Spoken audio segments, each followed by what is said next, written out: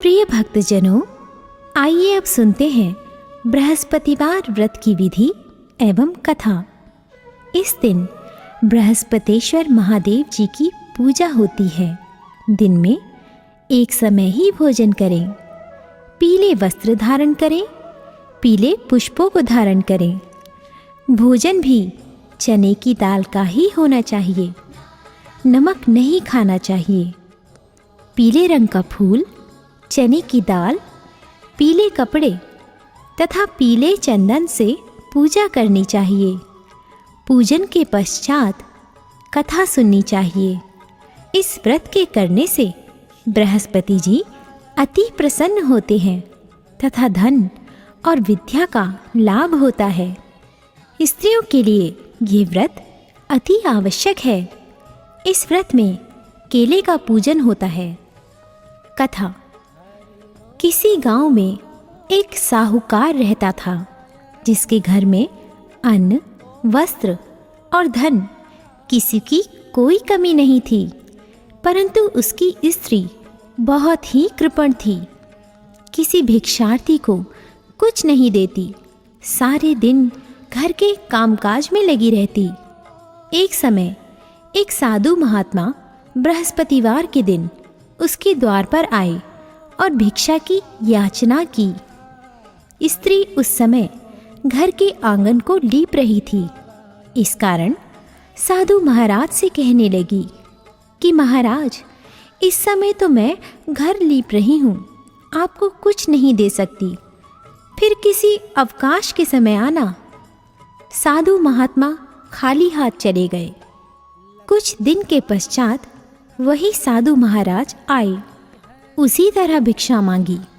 साहूकारनी उस समय लड़के को खिला रही थी।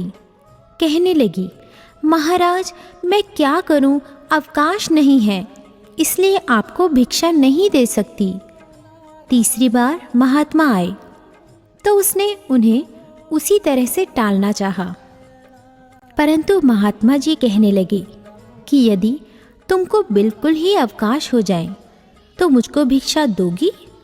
साहूकारनी कहने लगी कि हाँ महाराज, यदि ऐसा हो जाए तो आपकी बड़ी कृपा होगी। साधु महात्मा जी कहने लगे कि अच्छा, मैं एक उपाय बताता हूँ। तुम बृहस्पतिवार को दिन चढ़ने पर उठो और सारे घर में झाड़ू लगाकर कूड़ा एक कोने में जमा कर दो। घर में चौका इत्यादि मत लगाओ। फिर स्नान आदि करके घर वालों से कहो उस दिन सब हजामत अवश्य बनवाएं। रसोई बनाकर चूल्हे के पीछे रखा करो, सामने नहीं। सायंकाल को अंधेरा होने के बाद दीपक जलाओ तथा बृहस्पतिवार को पीले वस्त्र मत धारण करो, ना पीले रंग की चीज़ों का भोजन ग्रहण करो। यदि ऐसा करोगी तो तुमको घर का कोई काम नहीं करना पड़ेगा। साहूकारनी ने ऐसा ही किया। बृहस्पतिवार को दिन चढ़े उठी, झाड़ू लगाकर कूड़े को घर में ही जमा कर दिया। पुरुषों ने हजामत बनवाई, भोजन बनवाकर चूल्हे के पीछे रखा। वह सब बृहस्पतिवारों को ऐसा ही करती रही। अब कुछ काल बाद उसके घर में खाने को दाना न रहा। थोड़े दिनों में महात्मा फिर आए और भिक्षा मांगी, परंतु सेठानी ने कहा, महाराज, मेरे घर में खाने को अन्न नहीं है, आपको क्या दे सकती हूँ? तब महात्मा ने कहा कि जब तुम्हारे घर में सब कुछ था तब भी तुम कुछ नहीं देती थी। अब पूरा पूरा अवकाश है, तब भी कुछ नहीं दे रही हो। तुम क्या चाहती हो वह कहो। तब सेठानी ने हाथ जोड़कर प्रार्थना की, महाराज, अब कोई ऐसा उपाय बताओ कि मेरे पहले जैसा धन धान्य हो जाए। अब मैं प्रतिज्ञा करती हूँ कि आप जैसा कहेंगे वैसा ही करूँगी। तब महात्मा जी ने कहा, बृहस्पतिवार को प्रातःकाल उठकर स्नानादि से निवृत्त होकर घर को गौ के गोबर से लीपो तथा घर के पुरुष हजामत ना बनवाएं। भूखों को अन्न जल देती रहो ठीक सायंकाल दीपक जलाओ। यदि ऐसा करोगी तो तुम्हारी सब मनोकामनाएं भगवान बृहस्पति जी की कृपा से पूर्ण होंगी। सेठानी ने ऐसा ही किया और उसके घर में धन धान्य वैसा ही हो गया जैसा कि पहले था। इस प्रकार भगवान बृहस्पति जी की कृपा से अनेक प्रकार के सुख भोगकर दीर्घकाल तक जीवित रही।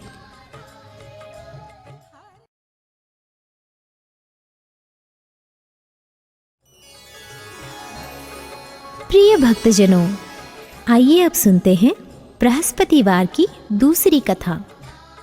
एक दिन इंद्र बड़े अहंकार से अपने सिंहासन पर बैठे थे और बहुत से देवता, ऋषि, गंधर्व, किन्नर आदि सभी सभा में उपस्थित थे। जिस समय बृहस्पति जी वहाँ पर आए तो सबके सब उनके सम्मान के लिए खड़े हो गए, परंतु इंद्र गर्व के मारे खड़ा ना हुआ, यद्यपि वह सदैव उनका आदर किया करता था। बृहस्पति जी अपना अनादर समझते हुए वहाँ से उठकर चले गए। तब इंद्र को बड़ा शोक हुआ कि देखो, मैंने गुरुजी का अनादर कर दिया, मुझसे बड़ी भारी भूल हो गई।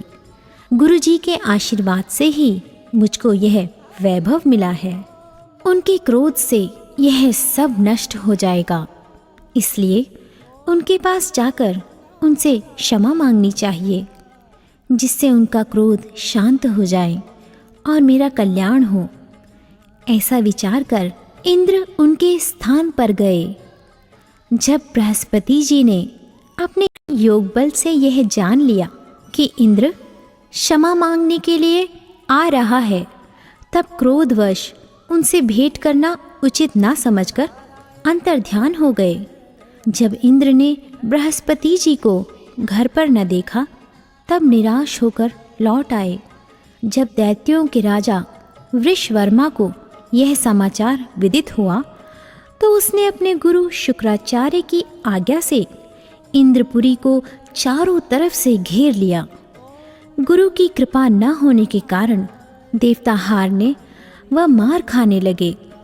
तब उन्होंने ब्रह्मा जी को विनयपूर्वक सब वृतांत सुनाया और कहा कि महाराज, दैत्यों से किसी प्रकार हमें बचाइए। तब ब्रह्मा जी कहने लगे कि तुमने बड़ा अपराध किया है, जो गुरुदेव को क्रोधित किया। अब तुम्हारा कल्याण इसी में हो सकता है। त्वष्टा ब्राह्मण का पुत्र विश्वरूपा बड़ा तपस्वी और ज्ञानी है, उसे अपना पुरोहित बनाओ तो तुम्हारा कल्याण हो सकता है। ये वचन सुनते ही इंद्र त्वष्टा के पास गए और बड़े विनीत भाव से त्वष्टा से कहने लगे कि आप हमारे पुरोहित बनिए, जिससे हमारा कल्याण हो। तब त्वष्टा ने उत्तर दिया कि पुरोहित बनने से तपोबल घट जाता है, परंतु तुम बहुत विनती करते हो, इसलिए मेरा पुत्र विश्वरूपा पुरोहित बनकर तुम्हारी रक्षा करेगा। विश्वरूपा ने पिता की आज्ञा से पुरोहित बनकर ऐसा यत्न किया कि हरि इच्छा से इंद्र वृषवर्मा को युद्ध में जीतकर अपने इंद्रासन पर स्थित हुआ। विश्वरूपा के 3 मुख थे। एक मुख से वह सोमपल्ली लता का रस निकाल पीते थे, दूसरे मुख से वह मदिरा पीते और तीसरे मुख से अन्नादि भोजन करते। इंद्र ने कुछ दिनों उपरांत कहा कि मैं आपकी कृपा से यज्ञ करना चाहता हूँ। जब विश्वरूपा की आज्ञानुसार यज्ञ प्रारंभ हो गया, तब एक दैत्य ने विश्वरूपा से कहा कि तुम्हारी माता दैत्य की कन्या है, इस कारण हमारे कल्याण के निमित्त एक आहुति दैत्य के नाम पर भी दे दीजिए तो अति उत्तम हो। विश्वरूपा उस दैत्य का कहा मानकर आहुति देते समय दैत्य नाम भी धीरे धीरे से लेने लगे। इसी कारण यज्ञ करने से देवताओं का तेज नहीं बढ़ा। इंद्र ने यह वृतांत जानते ही क्रोधित होकर विश्वरूपा के 3 सिर काट डाले। मद्यपान करने से भंवरा, सोमपल्ली पीने से कबूतर और अन्न खाने के मुख से तीतर बना। विश्वरूपा के मरते ही इंद्र का स्वरूप ब्रह्म हत्या के प्रभाव से बदल गया।